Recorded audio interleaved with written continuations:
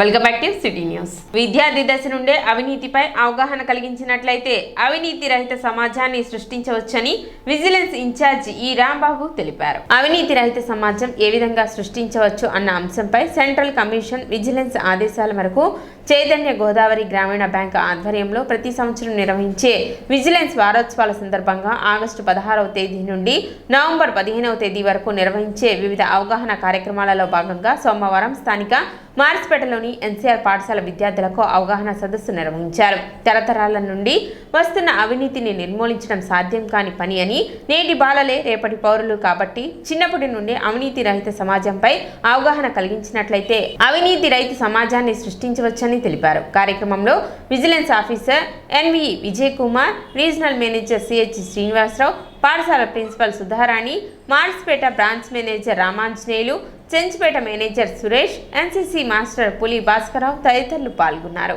ఈ రోజు నేటి బాలికలే రేపటి పౌరులుగా, అంటే ఈ రోజు మీరు చిన్న స్థాయిలో ఉండొచ్చు, రేపు రాబోయే రోజుల్లో మీరు కాలేజీలు అదేవిధంగా ఒక ఉच्च స్థాయికి వెళ్ళినప్పుడు డిఫరెంట్ గవర్నమెంట్లు డిఫరెంట్ పొజిషన్స్లో మీరు పనిచేయడం జరుగుతుంది. చిన్నప్పటి నుంచే అవినీతిపై వాళ్ళకి ఒక అవగాహన అనేది రావాలా అనేది ఒక ముఖ్య ఉద్దేశం. రాబోయే తరాల్లో అవినీతి రహిత సమాజాన్ని కనుక మనం సృష్టించగలిగినట్టుగా, ఎందుకంటే అవినీతి అనేది నిర్మూలించడం ఒక రోజులోనో ఒక సంవత్సరంలోనో ఒక వారంలోనో ఏది కాదు. దీన్ని తరతరాలుగా ఒక చేంజ్ అనేది తీసుకొని రావాలంటే అది కింద స్థాయి నుంచి అవగాహన కల్పించాలనే ఒక ముఖ్య ఉద్దేశం. అన్ని రకాల డిపార్ట్మెంట్లలో కూడా విజిలెన్స్ డిపార్ట్మెంట్ అనేది కూడా ఒక భాగంగా ఉంటుంది. ఆగస్టు 15 నుంచి నవంబర్ 15 వరకు ప్రీకర్సర్ యాక్టివిటీస్, అలాగే అక్టోబర్ 28 నుంచి 3 నవంబర్ వరకు విజిలెన్స్ అవేర్నెస్ వీక్. సో ఈ అక్టోబర్ 28 నుంచి నవంబర్ 3 వరకు ఎందుకు పెట్టారు అంటే సార్ చెప్పారు, ఆల్రెడీ సురేష్ గారు బాగా ఎక్స్ప్లెయిన్ చేశారు. అక్టోబర్ 31 సర్దార్ వల్లభాయ్ పటేల్ గారి జన్మదినం. సో ప్రతి సంవత్సరం ఆ అక్టోబర్ 31 ఉండే విధంగా ఒక వారం రోజులు ఈ విజిలెన్స్ అవగాహన వారోత్సవాలు సెంట్రల్ విజిలెన్స్ కమిషన్ యొక్క ఆదేశానుసారం జరుగుతాయి. ఇప్పుడు మీ అందరికీ స్కూల్లో ఏ కాంపిటీషన్లు పెట్టారు? ఏమన్నా పెట్టారా? ఈ విజిలెన్స్ అవగాహన వారోత్సవాల గురించి ఏం పెట్టారు? ఇలా చదువుతో పాటు మిగతా కమ్యూనికేషన్ యాక్టివిటీస్ మీకు బాగా డెవలప్ అయినప్పుడే బయట ప్రపంచంలో వెళ్ళినప్పుడు మీరు రాణించగలుగుతారు. ఓకేనా? జిల్లా కలెక్టర్ ఇన్సూరెన్స్ అధికారులతో సంప్రదించి అగ్నిబాధిత పసుపు రైతులకు న్యాయం చేసేందుకు ప్రయత్నిస్తానని సబ్ కలెక్టర్ సంజనా సింహ పసుపు రైతులకు భరోసా ఇచ్చారు. సోమవారం ఆంధ్రప్రదేశ్ పసుపు రైతుల సంఘం ఆధ్వర్యంలో సబ్ కలెక్టర్ కార్యాలయంలో సబ్ కలెక్టర్ను కలిసి వినతి పత్రం అందించారు. జనవరి 19న జరిగిన అగ్ని ప్రమాదంతో పాటు ఇటీవల వచ్చిన వరదల కారణంగా పసుపు రైతులు తీవ్రంగా నష్టపోయారని తమ ఆవేదన వెలిబుచ్చారు. జూలై 10న రాష్ట్ర వ్యవసాయ శాఖ మంత్రులు కె అచ్చెన్నాయుడు సమక్షంలో క్వింటాకు 7,000 ఇచ్చే విధంగా ఒప్పందం జరిగిందని తెలిపారు. ఒప్పందం సమయంలో క్వింటా ధర 14,000 ఉన్నా గానీ 7,000కే ఒప్పుకున్నాం కానీ ఇంతవరకు డబ్బు చేతికి అందకపోవడం ఆందోళన కలిగిస్తుందన్నారు. అటు అగ్ని ప్రమాదం, ఇటు వరద ప్రమాదంతో రైతులు అప్పుల పాలు అయ్యారని పేర్కొన్నారు. సబ్ కలెక్టర్ చొరవ చేసి సాధ్యమైనంత త్వరగా పరిహారం డబ్బు ఇప్పించేటట్లు చూడాలని విజ్ఞప్తి చేశారు. రైతులు, కౌలు రైతులకు అన్నదాత పెట్టుబడి సాయం 20,000 ఇవ్వాలని, భూ యజమాని సంతకంతో నిమిత్తం లేకుండా వాస్తవ సాగుదారులకు పంట నష్టం అందించాలని, అన్నవరపు లంక, బొమ్మవానిపాలెం డ్వాక్రా మహిళల రుణాలు రద్దు చేసి కొత్తగా ₹1,00,000 రుణం ఇవ్వాలని, 2 లక్షల వరకు రైతుల రుణాలు మాఫీ చేసి ఆదుకోవాలని కోరినట్లు ఆంధ్రప్రదేశ్ రైతు సంఘం జిల్లా అధ్యక్ష, పసుపు రైతు సంఘం రాష్ట్ర అధ్యక్షులు జొన్న శివశంకరరావు, రాష్ట్ర కమిటీ సభ్యులు ములకా శివసాంబిరెడ్డి, బాపట్ల జిల్లా రైతు సంఘం అధ్యక్షులు వేములపల్లి వెంకట్రామయ్యలు విలేకరుల సమావేశంలో తెలిపారు. ఇంకా నాదిళ్ల చంద్రశేఖరరావు, సురేంద్ర, రవి, అంకిరెడ్డి, నాగేశ్వరరెడ్డి, చందు సత్యనారాయణ, కోడూరి ఆంజనేయులు, వై బ్రహ్మేశ్వరరావు తదితరులు పాల్గొన్నారు. పసుపు రైతుల సమస్యలతో పాటు ఈ వరద ప్రాంతంలో ఆంధ్రప్రదేశ్ రైతు సంఘం జిల్లా అధ్యక్షులు అట్లాగే రాష్ట్ర అధ్యక్ష కార్యదర్శులు కూడా ఈ ప్రతినిధి బృందం తిరగటం జరిగింది. దీంట్లో ప్రధానంగా ఏంటంటే రైతాంగానికి తీవ్రంగా నష్టం వాటిల్లింది. ఈ నష్టాన్ని ప్రభుత్వం ఏమాత్రం కూడా భర్తీ చేసే పరిస్థితి కానరావట్లేదు. ఏదో చిల్లర పైసలు ఇదిలిచ్చినట్టు 10,000, 14,000 ఏ మూలకి రాని పరిస్థితుంది. ఇవాళ పంట మొత్తం ఒక్కొక్క ఎకరానికి ₹25,000 పైన పెట్టుబడి పెట్టిన వరి రైతులు ఇవాళ రెండో పైరు ఏమి వేయటానికి చేయటానికి కూడా వీలు కాని పరిస్థితి. మన ఆపేట, కాజీపేట, తర్వాత కొలకలూరు ఈ ప్రాంతంలో కూడా పర్యటిస్తే మొత్తం ఏమీ కనపట్ల. అందుకని ఈ నష్టపరిహారాన్ని ప్రభుత్వం పెంచాలనేది మా డిమాండ్. రెండవది, ఇవాళ కందా, పసుపు, అరటికి 14,000 అంటే అసలు దాన్ని చేను శుభ్రం చేసుకోవటానికి కూడా రాని పరిస్థితి. అందుకని మేము పంటల బట్టి, అది కంద, అరటి, పసుపు, తమలపాకు, కూరగాయలు, దాన్ని బట్టి 50,000 నుంచి ₹1,00,000, 1,50,000 ఇచ్చే విధంగా ప్రభుత్వం చర్యలు తీసుకుంటేనే కానీ రైతు మళ్ళీ తిరిగి వ్యవసాయం చేయని పరిస్థితి. జనవరి 19వ తేదీన పసుపు కాలిపోయి 1,00,000 బస్తాల పసుపు కాలిపోయి అగ్ని సాగుతైంది.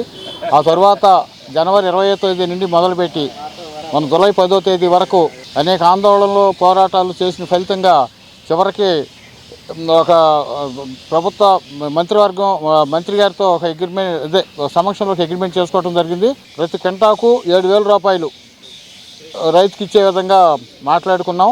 అగ్రిమెంట్ జరిగింది. కానీ ఇప్పుడు దాదాపు 2 నెలల 15 రోజులు అవుతున్నా దాని గురించి ఎంతవరకు రైతులకు ఎలాంటి సమాచారం లేదు. ఈ మధ్యన అడిగితే ఇన్సూరెన్స్ వాళ్ళు అకౌంట్ మామూలుగా అకౌంట్ ఓపెన్ చేస్తామని చెప్పారు. అకౌంట్ ఓపెన్ చేసింది తెలియదు, ఓపెన్ చేయింది తెలియదు. అసలు డబ్బులు ఎప్పుడు వస్తాయనే ఇదిలో రైతాంగం ఆందోళన ఉంది.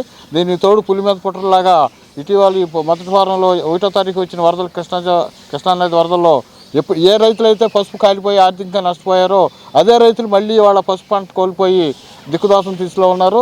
దుగ్గిరాల శుభమహేశ్వరి కోల్డ్ స్టోరేజీలో జనవరి 19న పసుపు అగ్నికి ఆహుతయింది. ఆ సందర్భంలో ఆందోళన చేసిన ఫలితంగా వ్యవసాయ మంత్రి అచ్చెన్నాయుడు దగ్గర ఒక అగ్రిమెంట్ జరిగింది. ఆ అగ్రిమెంట్లో కింటాకు ₹7,000 రైతు ఖాతాలో జమ చేస్తామని చెప్పేసి హామీ ఇచ్చి అగ్రిమెంట్ జరగడం జరిగింది. ఆ అగ్రిమెంట్ పూర్వాపరాలు జరుగుతున్న పరిస్థితులలో ఏం జరుగుతూ ఉందని చెప్పేసి ఈరోజు నూతనంగా వచ్చిన సబ్ కలెక్టర్ గారిని కలిసి వినతి పత్రం ఇచ్చి ఆమె నుంచి మాకు సహాయ సహకారం అందించాలని చెప్పేసి కోరాం. ఆమె కూడా సానుకూలంగా స్పందించి ఇవాళ ₹13,000-14,000 పసుపు కింటా ధర ఉంది. ఆ క్రమంలోనే మేము ₹7,000 మాత్రం సగం మాత్రం అడుగుతూ ఉన్నారు. మీది న్యాయమైన కోరికే. పట్టణంలో నిర్వహిస్తున్న స్వచ్ఛతా హీ సేవ కార్యక్రమంలో ప్రతి ఒక్కరూ భాగస్వాములు కావాలని చైర్పర్సన్ తాడిబోయిన రాధిక పిలుపునిచ్చారు. స్వచ్ఛతా హీ సేవ కార్యక్రమంలో భాగంగా సోమవారం పట్టణంలోని 4, 12, 25 వార్డుల్లో ప్రత్యేక పారిశుద్ధ్య కార్యక్రమాలు నిర్వహించారు. చైర్పర్సన్ తాడిబోయిన రాధిక ఆయా వార్డుల కౌన్సిలర్లతో కలిసి కార్యక్రమాన్ని పర్యవేక్షించారు. తెనాలి పట్టణాన్ని సుందరంగా తీర్చిదిద్దేందుకు అందరూ భాగస్వాములు కావాలని ఆమె పిలుపునిచ్చారు. కార్యక్రమంలో పలువురు కౌన్సిలర్లు, పురపాలక సంఘ అధికారులు, సిబ్బంది పాల్గొన్నారు.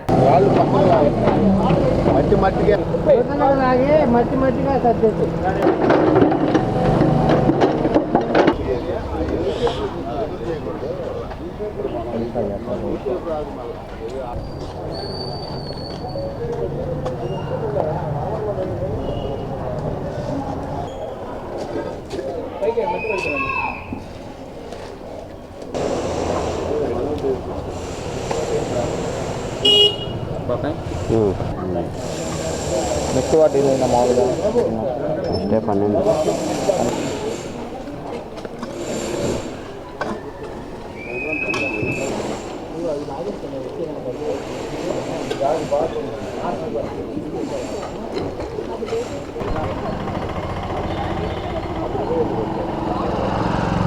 ఈ రోజున సత్య సేవా కార్యక్రమానికి 6వ రోజు రావటం జరిగింది.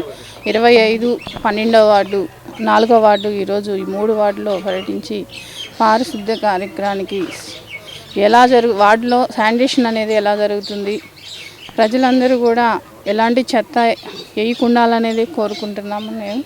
అలానే మీ అందరూ పరిశుభ్రంగా ఆరోగ్యంగా ఉంటే మాకు ఈ శానిటేషన్ అనేది త్వరలో జరగకుండా ఉండదు. కాబట్టి దయచేసి మన వర్కర్స్ వచ్చేటప్పుడు 2 డస్ట్బిన్ల రూపంలో తడి చెత్త, పొడి చెత్త అనేది ఇవ్వాలని కోరుకుంటున్నాను. అలానే ఎలాంటి చెత్త అనేది రోడ్స్ మీద వేయకుండా ఉండాలని కూడా కోరుకుంటున్నాను.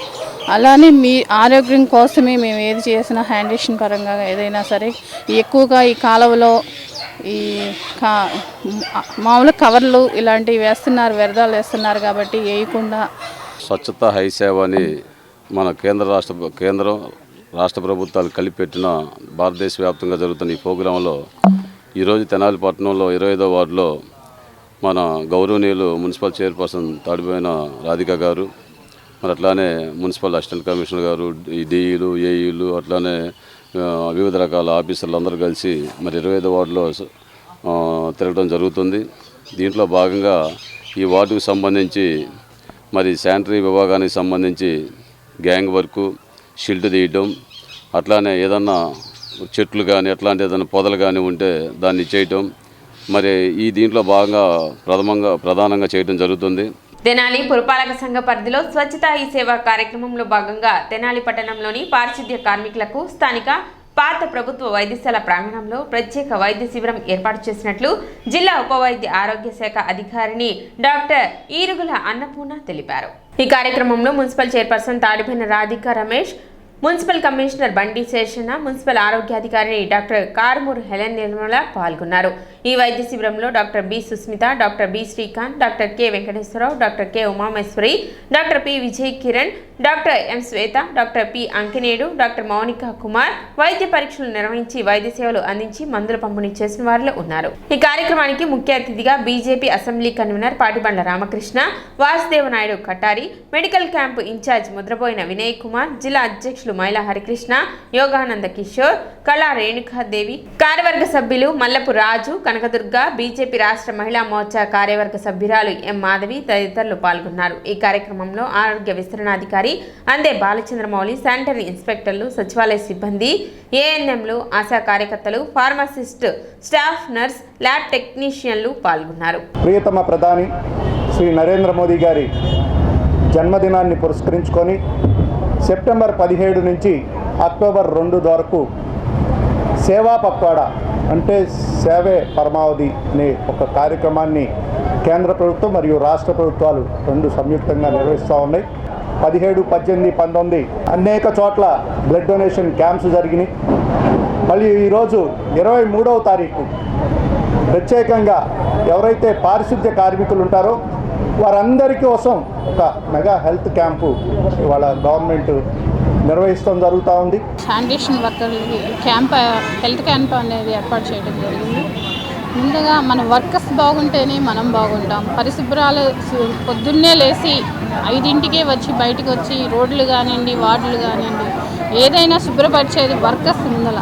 వర్కర్స్ హెల్త్ బాగుంటేనే మన ప్రదేశాలు కానీ చుట్టుపక్కల కానీ ఎక్కడైనా సరే పరిశుభ్రంగా ఉండి చేసేది వర్కర్స్ కాబట్టి వాళ్ళ హెల్త్ అనేది వాళ్ళు దృష్టిని పెట్టుకొని ఈ రోజున ఈ హెల్త్ క్యాంప్ అనేది ఏర్పాటు చేయడం జరిగింది. అందులో భాగంగా మన వర్కర్స్ సిల్ట్ వర్కర్స్ వచ్చి ఇక్కడ ఆ అవకాశాన్ని సద్వినియోగం చేసుకుంటున్నారు. సంపూర్ణ స్వచ్ఛత, అన్ని ప్రాంతాలు కూడా శుభ్రంగా ఉండాలి, స్వచ్ఛంగా ఉండాలి.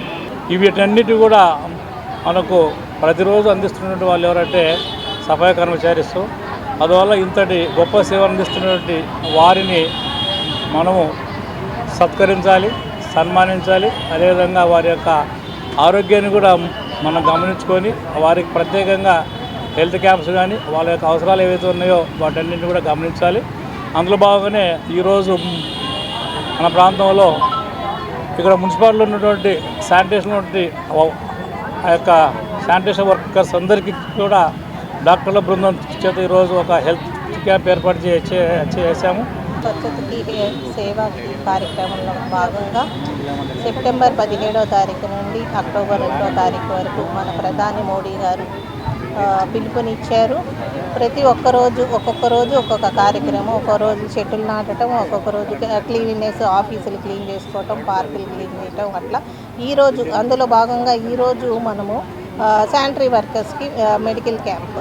ఈ శానిటరీ ఎవరైతే శుభ్రంగా ఆరోగ్యంగా ఉంటారో వాళ్ళే మన ప్రజానికి వాళ్ళు మంచి ఇచ్చేస్తారు. కాబట్టి వాళ్ళు ఆరోగ్యంగా ఉండాలి, శానిటేషన్ వర్క్స్ వాళ్ళు ఆరోగ్యంగా ఉండాలన్న ముఖ్య ఉద్దేశంతో వాళ్ళకి ఈరోజు నందులపేట యూపీహెచ్సి నందు మెడికల్ క్యాంప్ అరేంజ్ చేశాము. 9 to 6 PM ఇది జరుగుతుంది. స్వచ్ఛతా హీ సేవ అంటే శుభ్రతే సేవ కార్యక్రమంలో భాగంగా ఈరోజు మనము అర్బన్ హెల్త్ సెంటర్లో పారిశుద్ధ్య కార్మికులకు హెల్త్ క్యాంప్ కండక్ట్ చేస్తున్నాము. ఇది municipal commissioner, municipal health officer, deputy DM and HO, మన జిల్లా వైద్యశాల అండ్ పబ్లిక్ రిప్రజెంటేటివ్స్ అందరి సమన్వయంతో చేస్తున్నాము ఈ మంచి కార్యక్రమము. ఈ సర్వీస్కి మన జిల్లా వైద్యశాల నుంచి స్పెషలిస్ట్ డాక్టర్స్ని ఇక్కడికి డెప్యూట్ చేయడం జరిగింది. వారి సేవలను మన ఈ పారిశుద్ధ్య కార్మికులు వినియోగించుకోవాల్సిందిగా కోరుచున్నాము. వారికి ఏదైనా ఇబ్బందులు ఉండొచ్చో ఇక్కడ డాక్టర్స్ చెకప్ చేయించుకొని ఇక్కడ ల్యాబ్ టెస్టింగ్ ఫెసిలిటీస్ ఉన్నాయి. వారికి అవసరమైన డాక్టర్ సూచన మేరకు అవసరమైన పరీక్షలు ఇక్కడ చేస్తారు. అండ్ మెడిసిన్స్ డిస్ట్రిబ్యూషన్ ఉంది ఇక్కడ.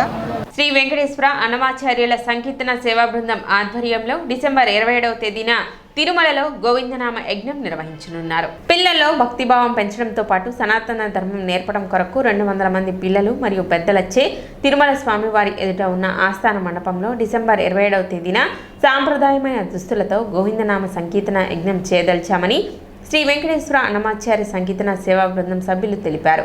ప్రతి ఆదివారం గోవిందనామాలు మరియు అన్నమయ సంకీర్తనలు ఉచితంగా నేర్పించి బాగా సంకీర్తన చేసిన పిల్లల్ని ఉచితంగా తిరుమల తీసుకువెళ్లడం జరుగుతుందని ఆసక్తి గలవారు 9246440685 నంబర్ను సంప్రదించాలని కోరారు. ఈ కార్యక్రమంలో కన్వీనర్ కొండపై శ్రీనివాసరావు, సభ్యులు లక్కరాజు కనకదుర్గ, నంబూరు వినతి, సూర్యభక్తుల కేశవరావు తదితరులు పాల్గొన్నారు.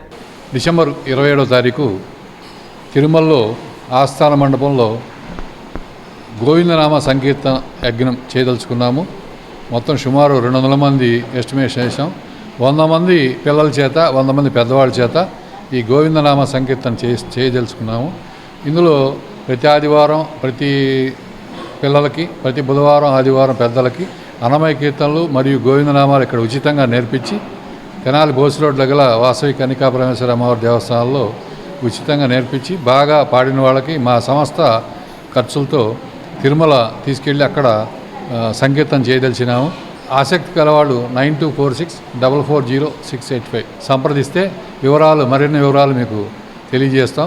డిసెంబర్ 26వ తారీఖు తిరుమల బయలుదేరి 27వ తారీఖు గోవిందనామ సంకీర్తన మహాయజ్ఞాన్ని తలపెట్టాము.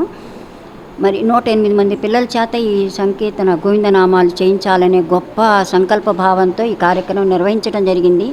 ముఖ్యంగా పిల్లలు దైవానికి దగ్గరలో ఉంటారు, భగవంతుని యొక్క స్వరూపంలో వాళ్ళు.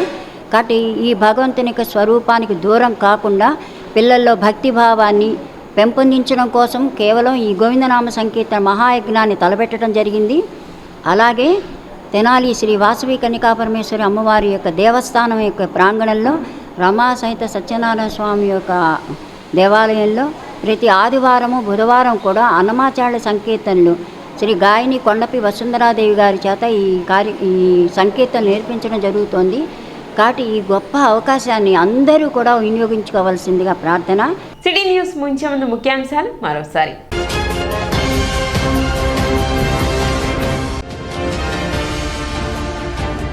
తిరుపతి లడ్డూ ఘటనను ఖండిస్తూ ఉప ముఖ్యమంత్రి పవన్ కళ్యాణ్ చేపట్టిన ప్రాయశ్చిత్త దీక్షకు మద్దతుగా తెనాలిలో మహాయాగం నిర్వహించిన మంత్రి నాదెండ్ల మనోహర్.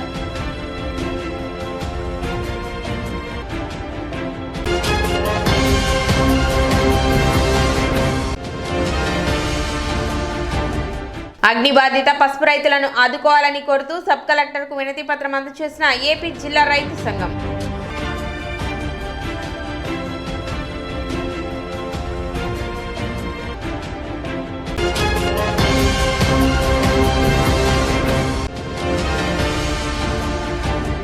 చైతన్య గోదావరి గ్రామీణ బ్యాంక్ ఆధ్వర్యంలో అవినీతి రహిత సమాజంపై ఎన్సీఆర్ పాఠశాల విద్యార్థులకు అవగాహన సదస్సు.